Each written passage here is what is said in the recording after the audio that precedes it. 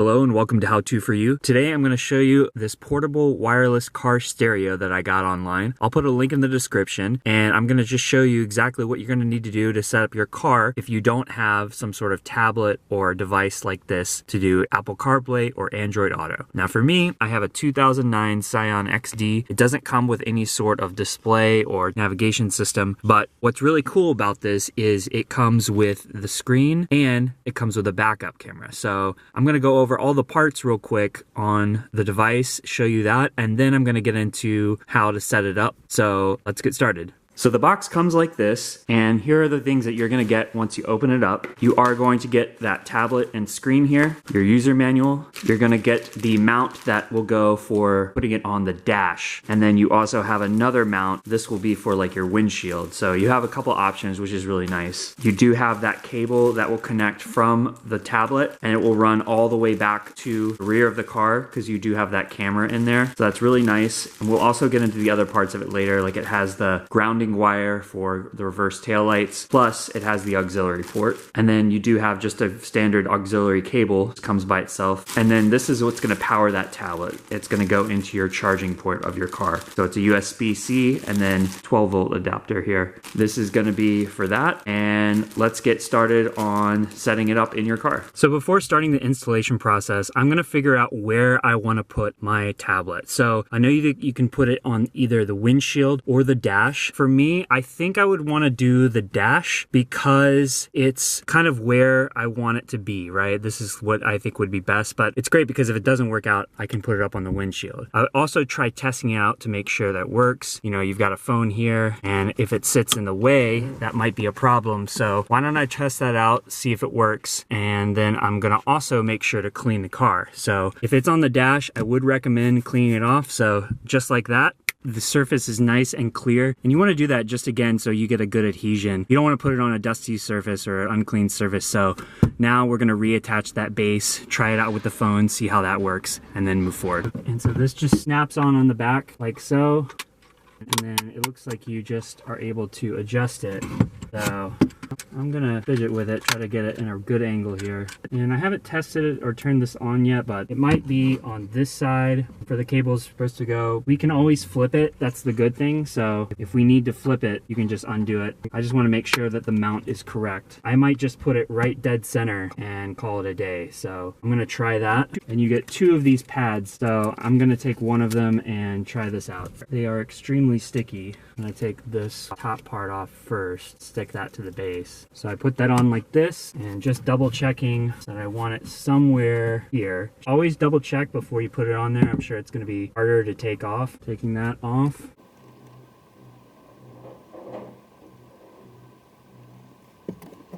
And I'm just gonna go ahead and push that down and really give it a nice firm push there. So pretty good, nice and center, seems to work pretty well. Let's now get all the connections set up. Next, we are gonna want to hook up our 12-volt adapter. It does have that USB-C connection, so we're gonna connect that, put that in our outlet.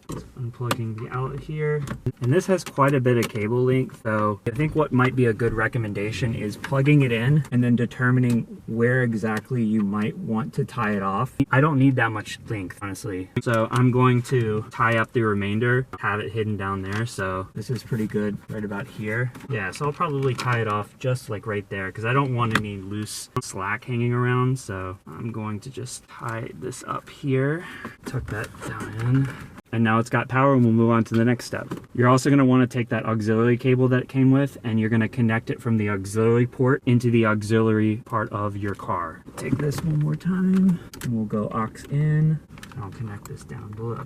I'm also gonna tie up these cables again, just to keep them nice and stable here, and taking that twist tie and just putting it together there, just keeping it nice and clean. Now this next part's gonna be the most tricky, and it's gonna take the longest. But essentially, you're gonna get this cable here, and it's gonna have a few connections. So it's gonna have the AV part, this will run the camera, connect that into your tablet. And then on the opposite end, what you're gonna have is a grounding wire. Now this grounding wire, you're gonna have to cut it off, and you're gonna have to attach it to the positive terminal of the reverse camera. So that's how it knows when to kick on the camera. And then you are gonna later on have to fix the camera into the back of the vehicle. So what we're gonna do is first hook it up, and then we're gonna have to snake it all the way back around the car. And again, this is gonna be very specific to your car, but I'm gonna show you at least on this Scion how it's done. So if you have the same kind of car, this is what you'll look for. And it's a pretty massive length of cable, and we're just gonna undo it, and we're gonna go first into the AV part of the tablet. I think what would be best is to snake it down here with these other cables, and I'm gonna have to go up under here and then keep going. So I do want to get this over here, and then maybe take another zip tie cable and just kind of cleanly attach these three. So I'm gonna take this here and just zip these together. And now comes the fun part, which is routing all this to the back of the vehicle. So let's do that right now. So as I'm doing this, I basically want to find body plastic pieces of the car that I can kind of slightly pull off and maybe push underneath. And again, just letting these like cables kind of hold it in place. I want it to like not move, right? So the idea is like this clip here hopefully doesn't cut it off. It just gives it enough where it keeps it in place. But I feel like I found a little place down here that's gonna work. So I'm gonna take another little cable tie, and I'm just gonna fix it to that. And by the way, these cable ties, as you're doing them, are gonna be your best friend. So I would recommend you can find some more getting them, because right now I've only got a few, and I wanna make sure that everything's nice and tightly secured. Also, having a trim tool on something like this is really gonna help you, because if you need to press it in, it's not going to cut the cable. It's just gonna help you wedge it in there. So I'm just getting this one in there. And so now I'm just gonna snake it up and along this way, keeping it on the left side, using a trim tool. And again, anytime I can find like a plastic piece where I can slightly pull it apart and get me some extra coverage in there, that really helps. And I'm just following that line back. I'm gonna try to take all this part off here.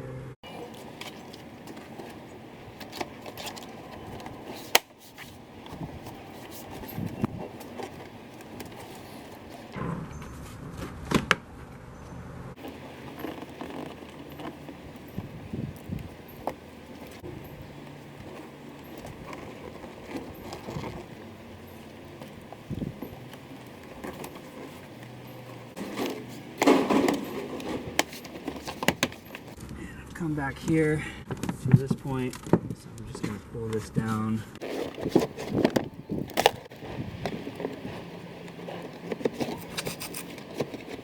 Alright, so now I'm in the part that I really want to show you. So what you will need to do is you will need to find on your car where your reversed lights are. So for these cars, it's going to be this light right here, which is hidden behind this panel. So we'll take our trim tool and we'll pop it off. Now, I'm pretty sure the reverse light on this panel is gonna be the one, if I'm looking at it correctly from inside and out, right here. Now, this already had a backup sensor installed to it. So if I'm correct, what we'll wanna do is we'll wanna make sure that that red wire to this area here is attached somewhere that connects to the positive of the car. So what I wanna first do more than anything is just attach it to the right cable and just see if I can get a good video. So let's do that right now. All right, so I've stripped the end of this wire here. I'm gonna try to see if I can hook in right through here, which I know this red cable is connecting to that light, the end of this, and then plug in the backup sensor too, and let me just see if that works. We'll give it a go. So I found that part where it splices it. Now I'm gonna undo this here. And then what I'm gonna do is take this area here, I'm gonna put this inside, clamp that back, add the sensor, and let's just put the camera somewhere on the back, and let's see if that works when we throw it in reverse. All right, so let's start up the car, and the car is turning on. And look at that, it has the camera. So we have got that figured out. And now let's work on installing the backup camera. So now what I'm gonna wanna do is I'm actually gonna want to figure out where this camera is gonna go. So I've looked at this car before and I've found out that there's a couple of ways I could snake it through. Now, these are the lights that hit the license plate, and I'm thinking that cable could slightly fit through there. And then what I'll do is I'll put the camera right here on that part or right on the middle. But basically, I wanna see if I can just put it just a little bit of a cable through that opening. So Now, in order to do that, I actually have to take off this back panel here. So I'm gonna try that and see how that goes. I have already messed with this before and I found out that there's a few things you need to do. You need to take off this handle here, and then you're gonna have to take this whole piece off right here. So we'll need to just pop off like so.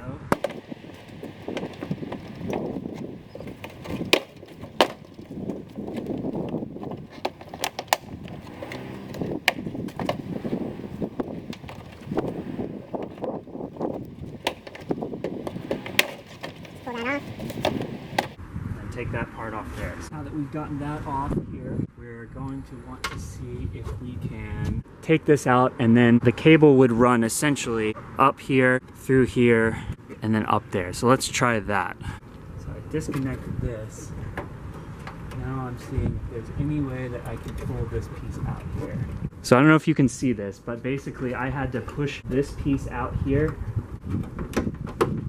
But it snaps like this, and then I just push it. I should be able to snake a cable through there. So I'm gonna try that right now and see if that works. So I did run into a bit of a problem here, and I'm really not sure why the manufacturer did this. I think I'm gonna pull it off, but it's really something that they should be more considerate about. But this red wire is just too short. I tried jumping it with another cable and it just didn't work, and maybe I could try it at a later point, but basically there's just no room to get me down to here. So I am gonna try it like this, but I really don't like that these wires are sticking out. I think it's super sloppy that it looks like that. I could have it just going straight down, but I'd really prefer if it was just hidden in the way instead of like a cable running there. It doesn't look like it's gonna work, so I'm gonna have to just, I guess, do the best I can, and maybe at a later point in time splice it with another wire. But that's kind of the update right now. So then let me put this all together, I'll show you what it looks like, and then we'll go through the actual unit. So here's what I'm talking about. That's just basically gonna sit like that, and I'm gonna snake this back, run this here. I can hide this, but really don't like that. I don't know how I'm gonna deal with that, but let me try to get all this tidied up. All right, so I went back and forth in this. This was a little crazy, but I finally got it to work. You know, I should have more length. I was able to get it like this and then snake, you know, the one for the camera here and then the grounding here. And that way when I close it, the cables aren't really like coming in and out. So they're kind of staying put. I got some little sticky tacks to put down on them. I think you're gonna have to figure it out on your own. Everything is gonna be very specific to your car. Mine just worked best like this. I don't like how this cable is, but I couldn't think of a better solution. But it does work. The car does close really well. And I do need to attach that backup camera, so let's do that right now. So before you start drilling, first double check that you have the right orientation, and then what you're gonna wanna do is take this packet here with the sticky pad and these screws, and what I would suggest is find where you wanna put this on there, and it's gonna go, I'm gonna say right here because the handle is right there and I don't want it right below the handle and the light's right here. So I'm gonna do it somewhere over here. And before I even do that, I'm actually just gonna take this, put this on the car, and then I'm gonna make my holes into the car with this, then add the backup camera.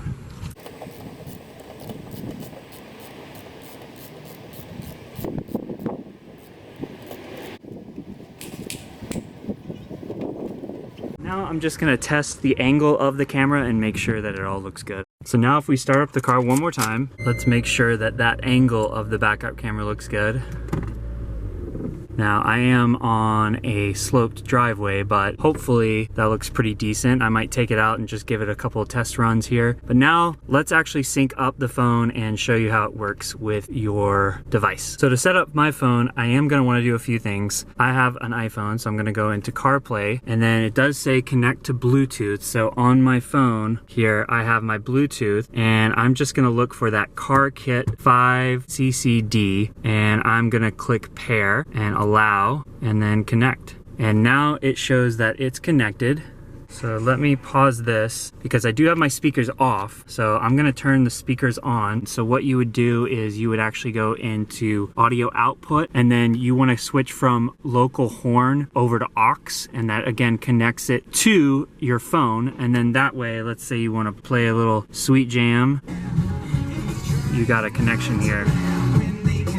And then if you want to go to FM transmission, you do that, and you might have to switch it around a little bit. It's really cool, and there's a lot of features. So let's say you want to have your Siri do something. You go, hey Siri, navigate me to Modesto. You'll need to turn on location services for that. Want to turn it on, getting directions to Modesto using Google Maps. Now it is navigating me and it's showing me everything. So yeah, this is pretty much set up. Let me give you one more angle of this car now that we have got the backup camera. All right, so I'm out here on the street, and let's say that I want to back up. So I've got my backup camera, and it has some angles here. I might want to point it down a little bit more, but so far it does look pretty good. The other thing too I wanted to mention is, let's say that you have some music going and you put it in backup. Well, actually, it cuts out the music. So I don't know why it does that, but I haven't figured out how to get around it. So if I figure it out, I'll let you know, but so far, that is how it works, like that. So let me try to adjust that backup camera. All I had to do was switch that bracket on the back and flip it. That way the camera pointed down further. So that's what I would recommend you do. Now as we try the backup camera, it looks really nice, has a good angle down, so that works a lot better now. All right, so final thoughts on this. I would say that there are some pros and cons. The pros are, I think that it's really good, very intuitive the way it works. It's just like your device. If it's Apple CarPlay, Android Auto, I'm assuming is the exact same. So it's very well integrated. I do like that they have that dash mount. You know, it's not been in there so long. I don't know long-term how it's gonna work. But again, the fact that you can have it on the dash and on your window is nice because it gives you options. In terms of the things I don't like, I really don't like how basically you have to run all these cables. So there's quite a few cables and it's a lot of work. Nowadays, just finding like a unit for this kind of car, like a 2009 Scion XT, you don't have a lot of options out there. I mean, if you guys know of another one, I'd be happy to try it. I also really don't like how the 12-volt adapter doesn't have like another USB or USB-C outlet so that you can charge your phone. Again, I just don't see what they were thinking, but what you could do, I guess, as an alternative is just buy another USB-C right angle cable with an extra outlet so that you could replace this one, and hopefully that works as a workaround. But yeah, there's no way to charge your phone with this as you're using it, so that's kind of another problem too. So far, this is gonna work, it's gonna do its job, and that's all that really you need is, like, you know, backup camera and be able to use like Apple CarPlay. So it does those things. But anyway, here are my thoughts. Let me know what you guys think. Thanks so much for watching. Please like and subscribe.